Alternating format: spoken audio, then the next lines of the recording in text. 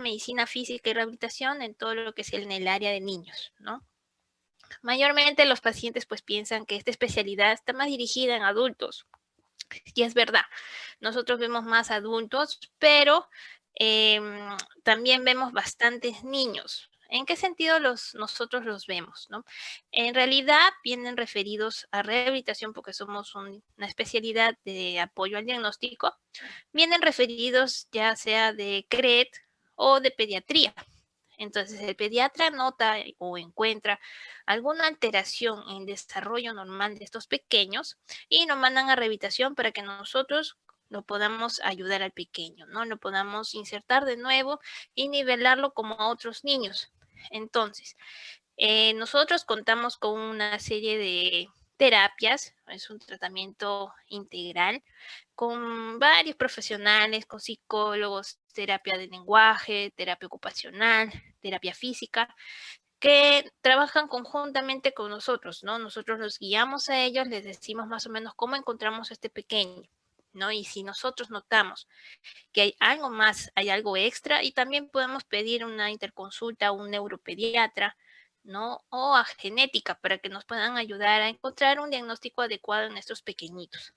La idea de esta clase es que ustedes, bueno, aprendan más o menos la evolución normal del niño, que lo van a ver en pediatría si es que no lo han visto.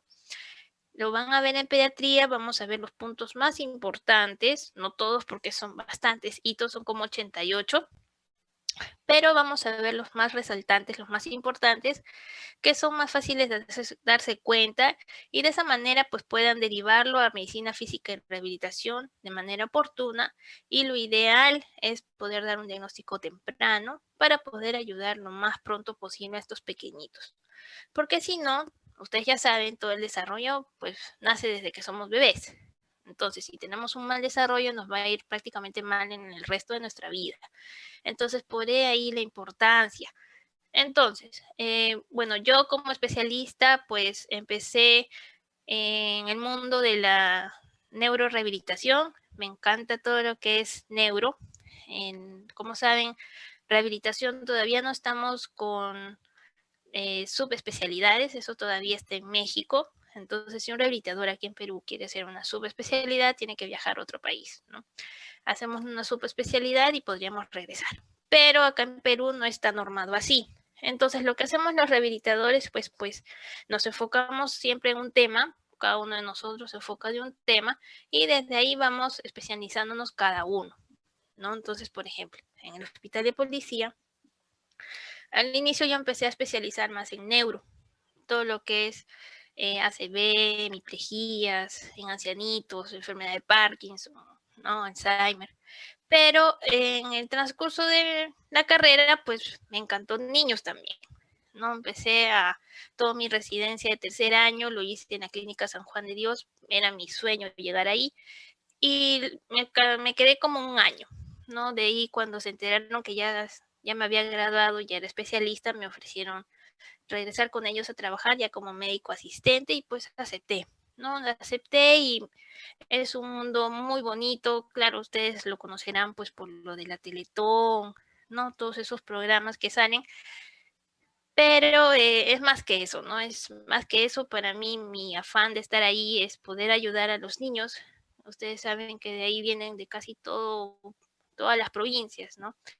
Entonces llegan ahí con el sueño de salvar a su niño, ¿no? Entonces, es trabajar con pocos recursos para poder ayudar a alguien que lo necesita realmente, ¿no? Entonces, esa es la idea. Yo quisiera que ustedes, cuando sean médicos generales, sean médicos especialistas, pues no lleguen a tener ese corazón de médico, pues que debemos tener todos nosotros para poder ayudar a nuestros pacientes, que es lo ideal, ¿no? Es lo importante en nuestra carrera. Entonces, vamos a empezar conversando sobre el tratamiento rehabilitador. Más adelante, pues van a tener una clase de parálisis cerebral, ahí ya van a ver un poquito más a fondo lo que son los tratamientos más específicos, y en esta clase vamos a ver todo lo que podemos ofrecer a los niños. Ya sea ustedes tengan algún familiar que noten que esté un poco atrasado en algo, sepan más o menos qué hacer, o cuando tengan sus propios hijos dirán, uy, no, se ha atrasado en tal cosa, voy a empezar a ayudarlo. Entonces, es ahí donde nosotros tenemos que actuar con nuestros pacientitos también. Entonces, hoy día vamos a ver más o menos a grosso modo lo que es el esquema del desarrollo del niño del CONAHI, que es lo que más usamos nosotros como herramienta, ¿no? Vamos a describir algunos cuantos hitos, los hitos del desarrollo, y ver qué se describe por meses. Lo importante es ver unos signos de alarma por meses, ¿no? De acuerdo a la edad que tenga el pequeñito, para poder detectar precozmente algún problema.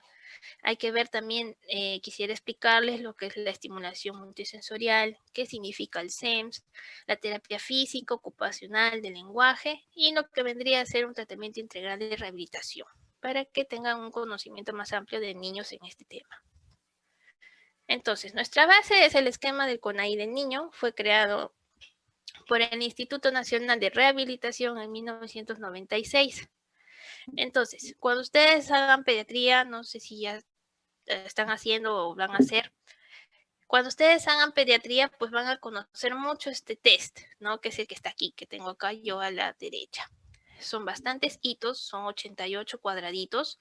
Normalmente, pues esto lo usa netamente pediatría, pero también ustedes como médicos generales lo van a usar, lo van a ver en su serum junto con su enfermera. Entonces, en su posta en Apuna van a estar ahí con su cuadrito, mirando a sus pequeñitos cuando vengan a vacunarse. Y ahí viene su tarea de ustedes, que es detectar a tiempo algún problema para poder derivarlo oportunamente. Acuérdense que estos pacientes en provincia, pues demoran un montón en llegar a algún sitio donde realmente les ayuden, ¿no? Entonces, la idea no es pelotear, ¿no? La idea es que ustedes ya son médicos y es bajo su responsabilidad detectar algo y derivarlo. Así no lo pueden resolver, para eso se deriva, ¿no? Entonces, la idea es que ustedes conozcan este CONAHI.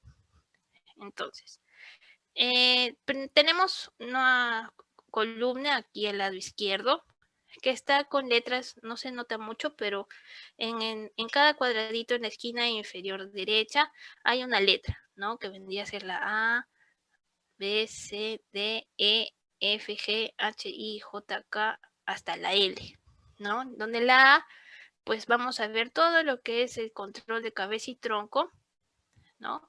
Del pequeñito mientras va creciendo. Nosotros vemos a los pequeños mensual hasta el año. Luego del año ya lo vamos a los 15 meses, a los 18, a los 21 mesecitos, a los 24 y a los 30 meses. Entonces, de acuerdo a estas figuritas, pues nosotros fácilmente nos podemos guiar. Ahorita vamos a verlas un poco más grandes.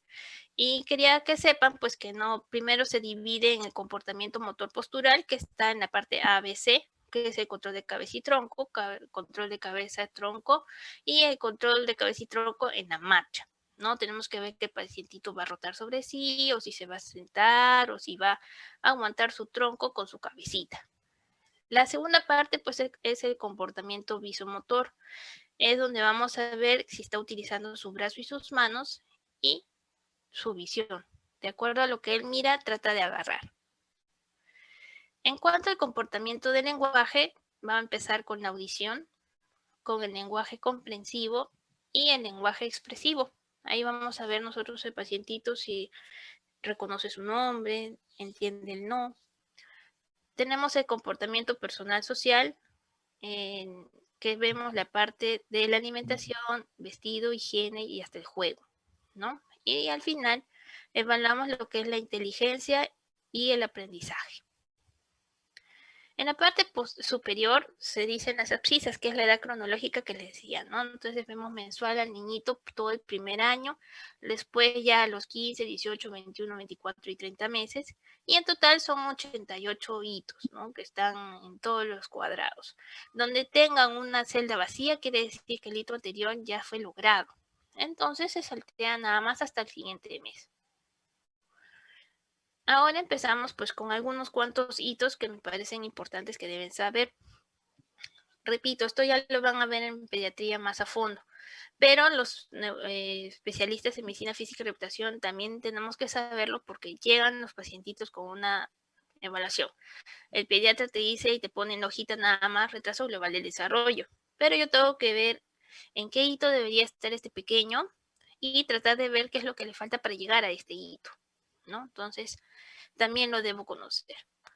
En el niño, en el primer mes, pues tenemos el área de coordinación visual, auditiva y el aprendizaje, ¿no? Tenemos que evaluar que tenga una buena función visual y auditiva.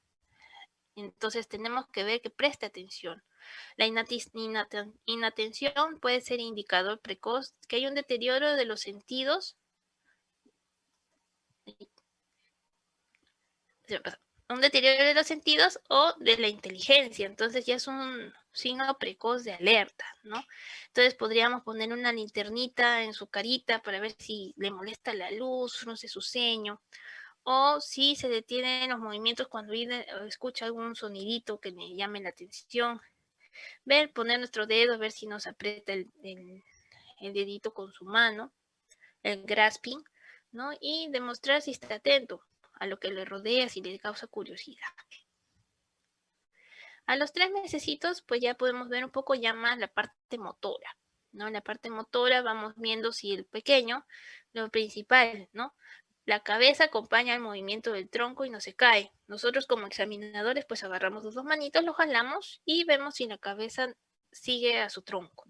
Si vemos que sigue para atrás, está ladeando, ¿qué quiere decir? Que tiene una postura hipotónica, ¿no? Entonces ya tendríamos un signo de probable hipotonía.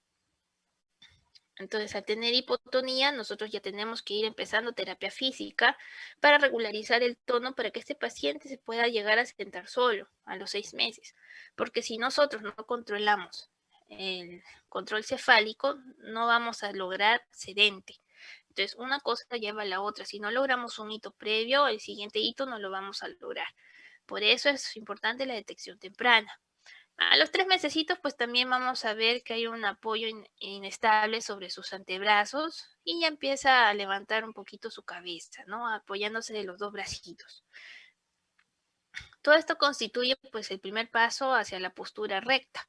Aquí ya está haciendo una hiperextensión, ¿no? Esta asociadamente permite apreciar la prensión y el tono de los miembros superiores e inferiores. En la parte social, a los 3 mesecitos, pues el bebé ya empieza a jugar con sus manitos. Le llama la atención, ¿no? Entonces él ve, oh, por Dios, tengo dedos. Entonces se los acerca a la cara y empieza a ver sus dedos. Entonces, también al hito número 3, podemos ver que responde diferentes voces a la molesta y a la alegre, ¿no? Entonces se asombra cuando alguien le habla fuerte o se sonríe pues cuando están haciéndole cuchicuchi, ¿no? Entonces ya empieza ahí a ser social. Entonces los signos de alarma a los 3 mesecitos podríamos encontrar nosotros una simetría de actividad en las manos, ¿no? No dirige la mano derecha como la izquierda tal vez, ¿no? No sigue con la mirada a los objetos, no responde a los sonidos y no tiene control cefálico. A los 4 mesecitos ya une sus brazos en la línea media del cuerpo y toma un objeto en ambas manitos y ya empieza a jugar. Esto es ya la parte del área de coordinación.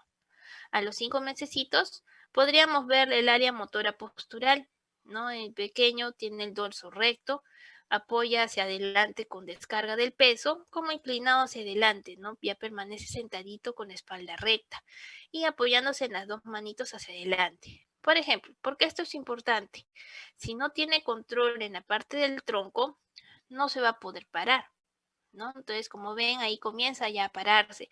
Apoya los pies en la base de algo de fuerza. Entonces, nosotros lo cargamos de las axilas y vemos cómo trata de apoyar sus pisitos. Este es un primer estadio a la bipedestación. En otro sentido, nosotros también podríamos ver aquí si nosotros tenemos una escoliosis o una cifosis congénita, porque ya tendríamos que estar viendo la parte del tórax. Ahí también es una detección temprana, ¿no? Entonces el niño está cerca de madurar el equilibrio, lo que le permitirá la aprehensión de los objetos más adelante. En el área del lenguaje, a los 5 meses ya va a reconocer su nombre, ¿no? Ya reconoce con algún gesto, ¿no? Obviamente no va a responder, pero sí hace algún gesto de que lo están llamando y lo reconoce que es a él. De ahí se repite a sí mismo y en respuesta a los demás responde repitiendo ta, ta, ta, ya hace monosílabas o algunos balbuceos, ¿no? Reconoce ya su nombre y ya está comprendiendo quién soy yo. A los 6 mesecitos, en el área postural, ya vemos que ya va a empezar a girar fácilmente. Ruedan de un lado al otro, si es que lo dejamos echadito, ¿no? El peso lo carga de un lado del cuerpo, hombros y pelvis se alinean siguiendo la cabeza. Hay algunos niñitos que giran y solamente giran una parte y no terminan de rotar la cabeza, ¿no? Entonces todo debe girar al unísono. Y claro, tenemos que estimularlo mirando algún objeto. A los 6 mesecitos también en el área del lenguaje ya tienen que estar comprendiendo qué es el ven, chao, y demuestran un gesto que reconoce las palabras que le están diciendo. Y ya empieza a asociar las palabras, ¿no? Que está escuchando. En cuanto a los signos de alarma, a los 6 mesecitos tenemos la presencia de hipertonía en miembros, hipotonía en el cuello, lo que les decía. Algunos niñitos son como mal agua, que no se pueden ni sostener la cabecita, eso es muy fuerte, ¿no? O si no, el extremo es que esté todo rígido, tampoco lo podamos estirar las piernas. Otro signo del alarma es que no se rote sobre sí mismo, que continúe la reacción del moro, no hay sedestación con apoyo, ¿no? Ausencia de presión voluntaria, no balbucea ni hace gorgorjitos.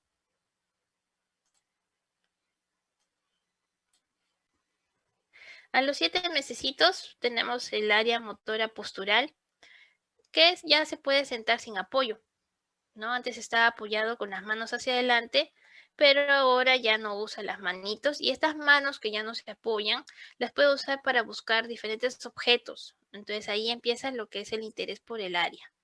A los 9 mesecitos empieza a descubrir objetos ocultos, le da curiosidad, ¿no? Empieza a buscar su carrito, dónde está el cubo, dónde está el globo, ya lo busca. A los 9 meses en el área del lenguaje ya tiene que entender qué significa no. ¿No? Entonces, a los 9 meses un signo de alarma podría ser no desplazarse con autonomía, hay hipotonía en el tronco, como un niño mal agua, no se mantiene sentadito, ausencia de la pinza manipulativa al momento de agarrar objetos, no hace monosílabas, ta o ba, no se interesa con los juegos, ¿no? A los 10 mesecitos en el área motora postural, evalúa el primer estadio ya de lo que es la marcha. Ya camina apoyándose en las cosas, agarra su cuneta o su corralito y empieza a caminar, dar pasitos, ¿no? Y para esto primero tiene que pararse.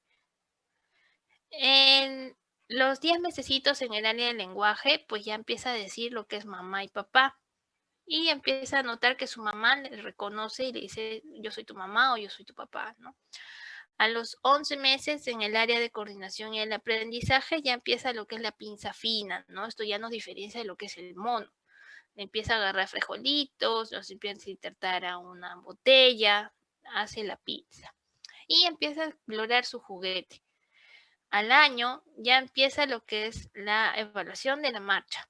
Esta marcha nos va a llevar a la evaluación del sistema proceptivo vestibular. Ya está caminando con pobre equilibrio y con las piernas separadas, pero ya tiene que estar caminando.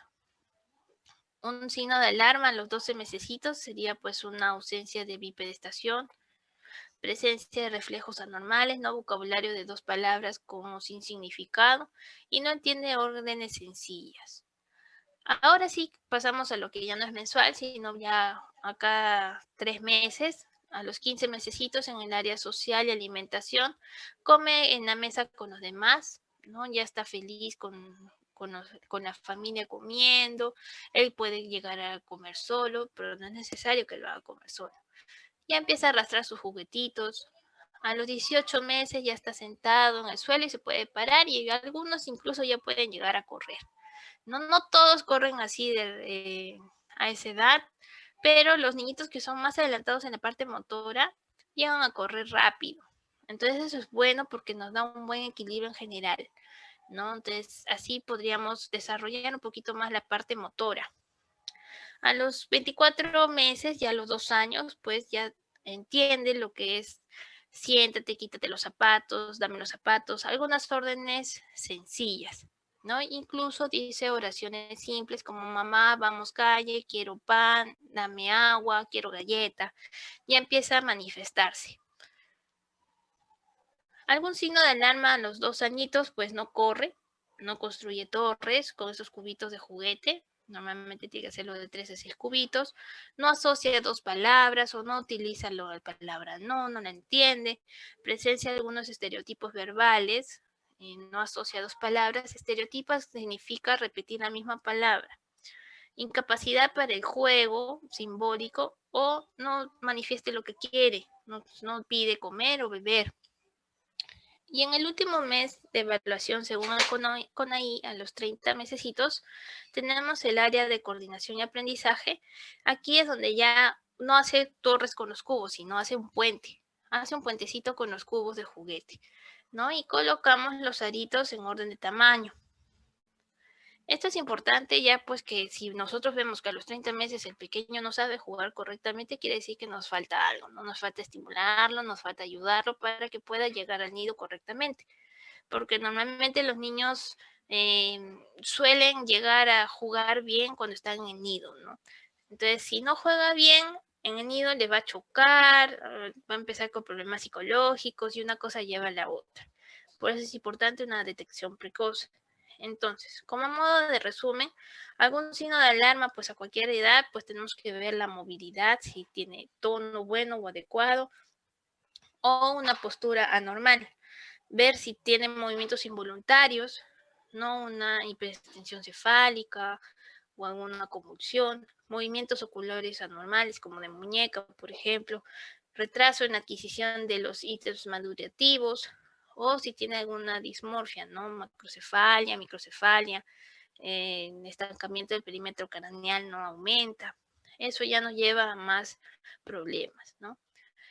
Una vez que nosotros ya hemos evaluado a nuestro pacientito de forma integral con este CONAI, tenemos que tratar de ayudarlo, ¿no? Entonces, para eso nosotros tenemos una serie de terapias, una gran lista que ya la vieron ustedes porque tenían las diapositivas anteriormente.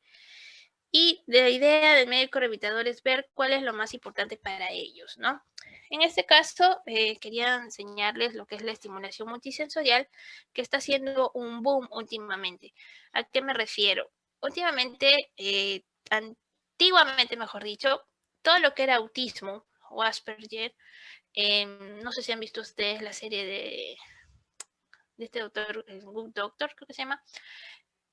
Antiguamente, pues se creía que estos pacientitos que tenían alteración de lo que es la integración sensorial, tenían sí o sí autismo, ¿no? Pero últimamente se está viendo que no solo los niños con Asperger o autismo tienen esta alteración, sino niños sanos, niños normales, súper inteligentes, que la parte motor la hicieron antes del tiempo incluso, pero tienen algunas alteraciones de la parte sensorial, ¿no? Ustedes saben que la parte sensorial es que la vista, el olfato, oído, tacto, gusto, todo eso es el desarrollo sensorial. Entonces nosotros tenemos que ver también que el niño tenga una buena función del sistema nervioso para poder procesar todo lo que captan nuestros órganos con respecto al desarrollo sensorial. Porque si no lo recibimos adecuadamente, no lo filtramos bien, no, el cerebro no lo va a poder organizar y no lo va a poder integrar. Entonces el niño lo va a estar abrumado, no sabe qué hacer, es como si fuera un niño como Spider-Man, ¿no? Como cuando recién le picó la araña. El chico estaba pues totalmente desubicado, se caía, todo lo veía magnificado, el olfato, el oído, la visión. Entonces así sienten los niñitos. Entonces, ¿cómo podríamos nosotros ayudarles para que el sistema nervioso pueda estar bien sincronizado? Para eso usamos nosotros la estimulación multisensorial, ¿no? Entonces, vivir sin esta inhibición pues sería horrible, ¿no? Es agotador, el niño no puede ni siquiera concentrarse, ¿no? Entonces, las deficiencias en el procesamiento sensorial en los niños normales, incluso con los niveles muy inteligentes, muy superiores, se pueden manifestar a través pues de incomodidad ante sonidos fuertes, licuadora, camión, helicóptero, taladro, disgustos por ciertos alimentos, no les gusta la textura del pollo, no les gusta el sabor de la carne, no les gusta el sabor de la espinaca, se obsesionan con un solo alimento, por ejemplo arroz, ¿no? Solo comen arroz o solo comen pan. Desagrado al contacto físico los demás, los rechazan, empujan la mano, molestias para usar cierta ropa apretada, por ejemplo, Las etiquetas de la ropa les fastidia mucho, las medias que tenemos nosotros ahí, una costura abajo también les fastidia. Hay mareos cuando viaja en su coche, esto es importante porque la parte vestibular ahí está magnificada y el pobre niño está como si estuviera en un helicóptero en vez de estar en un carro, ¿no?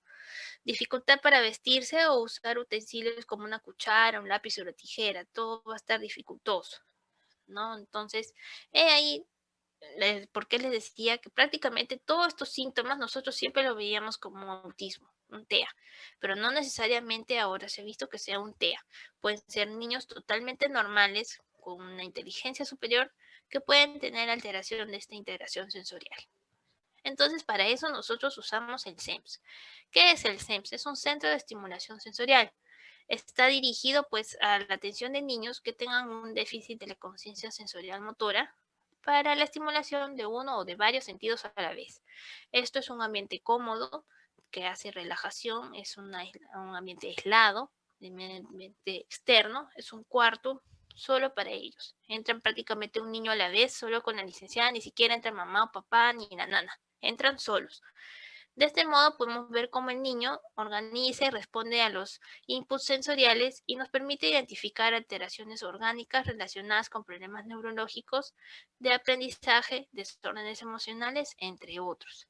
Entonces ahí nosotros podríamos evaluar muy bien cómo el niñito responde a ciertos estímulos, ¿no? Es una nueva tecnología que está facilitando pues exponer a los estímulos aislados o en conjunto, aumentando el control del paciente y terapeuta sobre el entorno. Entonces nos permite que el terapeuta pueda hacer un sinfín de posibilidades de combinaciones para que el pacientito cumpla con objetivos terapéuticos específicos. Puede combinar tacto con olfato al mismo tiempo para ver cuál de los dos el paciente prefiere, ¿no? O cuál de estos le desagrada más. Hay que conservar los principios básicos de neuroestimulación y de la estimulación sensorial, haciendo que los equipos pues respondan a los comandos del paciente o usuario para generar un estímulo. El licenciado pues puede tener un control remoto. Si notan en la foto pues se utilizan bastante las luces, las burbujas, las texturas, las colchonetas, incluso hay un columpio colgado del techo, ¿no? Que eso nos ayuda a nosotros a la parte sensorial, a la parte del vestibular, y podríamos nosotros controlarlo mediante un control remoto para determinar al pacientito cuál le gusta más el rojo, si se activa más en el verde o si se deprima más en el azul. Vemos sus caras, ¿no? Vemos cómo se va portando frente a diferentes estímulos para saber qué es lo que le fastidia y de ahí agarrarle el punto y darle hasta que lo pueda tolerar.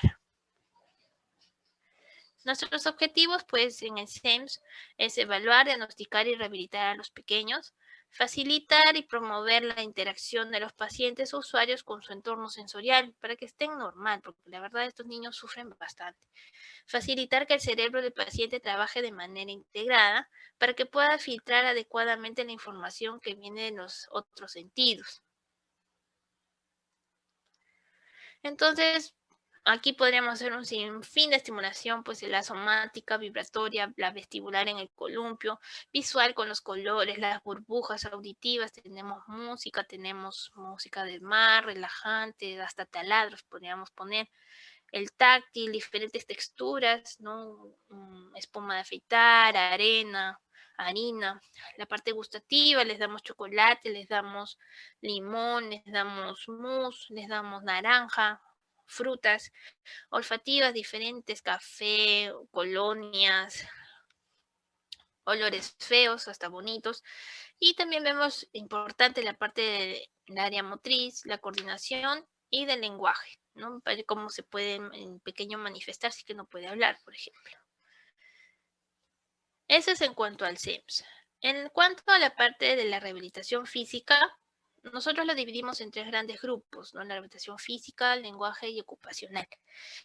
Más o menos a grosso modo, para que sepan que en rehabilitación física vemos lo que es más que nada programas, ¿no? Cada uno está distribuido en programas. Aquí les puse algunos ejemplos.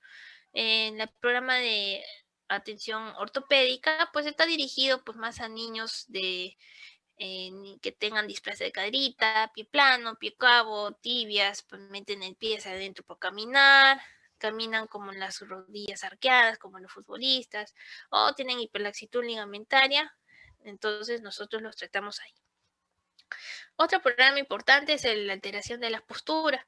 Nuestros niños pues con escoliosis o con cifosis, que tienen mala postura por el uso de su mochilita, todo eso. El programa de estimulación temprana, que está dirigido a niñitos desde los 0 a los 2 años, también nos vemos nosotros. Una rehabilitación neurológica. Estos están dirigidos más que nada a niñitos con parálisis cerebral o síndrome de Down, o algún niño con un retorno mental, o algún niño que sufrió alguna caída, por ejemplo, se cayó del coche y a los 3 años ya no camina, ¿no? Entonces, ahí por algún trauma cerebral o algo, ahí nosotros hacemos el programa de terapia física neurológica, ¿no? Es diferente a un programa de terapia física ortopédica, que no hay injuria previa del cerebro ni ninguna parte neurológica, y es más que nada traumatológica. Entonces también tenemos el programa de psicomotricidad, que está dirigido a todas las edades para poder mejorar la destreza de la motricidad fina y gruesa. Hay niñitos, por ejemplo, que no pueden caminar muy bien, o sea, ya están caminando, ¿no? Pero no logran caminar solos, tienen poco equilibrio. Podríamos usar tanto el programa de terapia física ortopédica, pero más está dirigido al equilibrio, la parte de la caminata, coordinación, todo lo que es la psicomotricidad, ¿no? En cuanto a la terapia ocupacional, pues también tenemos varios tipos de terapia ocupacional, ¿no? En el programa de estimulación temprana, también ellos ven dirigido a niñitos de 2 años para reforzar sus potenciales. ¿Qué es la diferencia entre una estimulación temprana y una intervención temprana? Esta intervención temprana está dirigida a niños pues que tienen alguna alteración previa, ¿no? Ya sean problemas prenatales, perinatales, postnatales o algún riesgo de discapacidad tipo síndrome de Down, PCI, autismo, retardo mental o bebitos prematuros. A ellos les hacemos una intervención temprana. En cambio, una estimulación temprana se da a niñitos que pues son prácticamente normales, que vemos que se están atrasando un poquitito en hablar. Por ejemplo, los estimulamos un poquito para que lleguen a normal a su ritmo de nido. ¿Qué es lo que necesitaríamos nosotros para una buena estimulación temprana? Pues una buena participación de los papitos, unos especialistas que estén preparados, esto que tiene que hacerse en la primera infancia, ¿no? De los 0 a 2 añitos, y que el niño no esté irritado, porque si el niñito está irritado no va a poder trabajar bien, no aprende bien. El programa sensorio-motriz se desarrolla la capacidad de la coordinación y el equilibrio. Y en el programa de grafomotricidad, esto es muy común, está dirigido a los niños en etapa escolar o también en pequeñitos, que no saben agarrar bien el lápiz o no tienen dificultad para el trazo. Por ejemplo, tengo un niño hipotónico de 12 meses. Normalmente, pues ellos ya empiezan a agarrar el lapicito, a los 15 meses ya también empiezan a agarrar gateos, ¿no? A los 18 mesecitos ya está haciendo garabatos.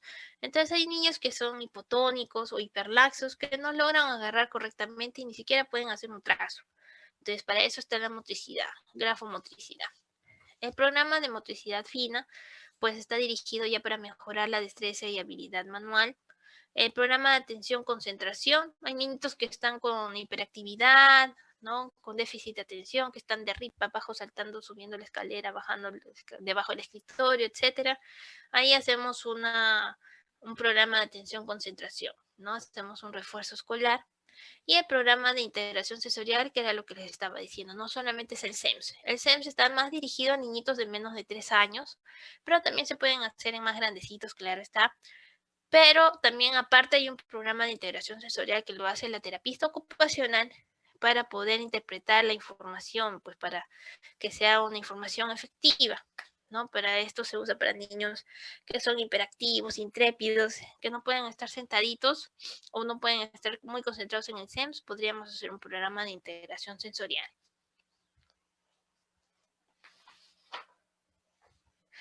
Y en cuanto a terapia del lenguaje, pues tenemos el programa de estimulación lingüística, que está dirigida a niñitos desde los 18 meses hasta los 3 añitos. El programa de intervención temprana, acuérdense, intervenimos antes cuando vemos ya una potencial discapacidad. Obviamente el síndrome de Down prácticamente lo detectamos desde el nacimiento. Entonces, ¿para qué esperar? ¿No? ¿Para qué esperar si ellos tienen macroglosia y yo puedo hacer que ese babeo que tienen mejore con su terapia de lenguaje con una intervención temprana? O que puedan comer mejor, deglutir mejor, mascar mejor o incluso hablar mejor. Eso es una intervención temprana. Programa de terapia articulatoria, van niñitos que tienen problemas para pronunciar correctamente, pues, ¿no? Los fonemas, la R y la S prácticamente los tenemos a los 6 años recién, ¿no? Entonces, hay unos niños que dicen caro, cuando quieren decir carro, o sapo, ¿no? También no pueden decir la S. Entonces, para esto son nuestras terapias de lenguaje, porque imagínense, si no tenemos a estos pacientitos temprano, hasta los 6 años, a los 10, 11 años van a estar en el colegio, pues con sus problemas de pronunciación. Y ustedes saben cómo son de crueles los niños. Los terminan molestando, le hacen bullying, el niño se cohíbe, ya no sale a exponer, y una cosa lleva a la otra, el niño no expone, en la universidad sigue siendo igual, tuvieron una autoestima hasta los suelos, y de grande, ¿qué va a pasar? Igualito va a estar, no va a tener un buen trabajo, no se va a poder desenvolver, y todo por no detectar a tiempo un trastorno de la pronunciación. También tenemos programa de motricidad oral, que está dirigido más a niñitos que tienen el frenillo, por ejemplo, ¿no? O que respiran con la boquita, o tienen dificultades para succionar, los bebés cuando nacen, y vemos el reflejo de succión está presente, pero no tienen la fuerza suficiente para succionar el pezoncito de la mama. También hay unos que no pueden masticar, están tan hipertónicos que no mueven la boca. Entonces mastican despacito, despacito y no pueden comer y no se alimentan bien. Hay otros que no pueden deglutir, que tienen que usar sonda, también podremos ayudarles. Por ejemplo, un postoperado, ¿no? Tenemos que hacerle terapia de lenguaje. Y sobre todo nuestros niñitos pues con fisura del labio palatino, ¿no? Ellos también hacen bastante full terapia de lenguaje, hasta adultos.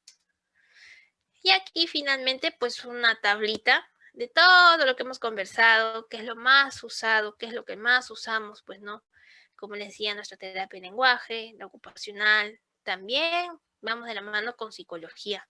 La psicología infantil tiene mucho que ver porque algunas de las alteraciones de la conducta, de la atención, concentración, viene por parte psicológica. Los niños son pegados, ¿no? Tuvieron bullying, o fueron muy mimados incluso, ahí la modificación de conducta, que lo hace la psicóloga, ¿no? También la psicomotricidad, que les decía que era para ayudarles a caminar más prontamente, si es que tienen alguna dificultad. La terapia física neurológica, acuérdense que es más que nada para los niñitos pues, que tuvieron algún antecedente de alguna caída o algún antecedente neurológico como asfixia, hipoxia, ¿no? A ellos se le hace una terapia física netamente neurológica.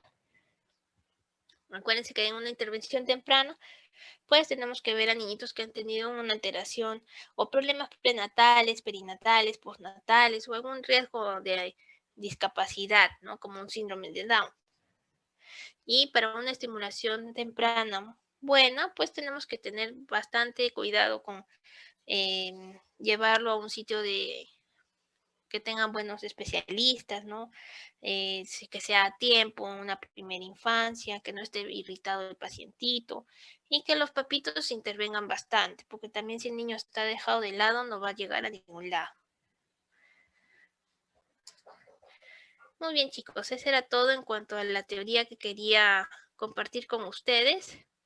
No sé si tuvieran alguna pregunta.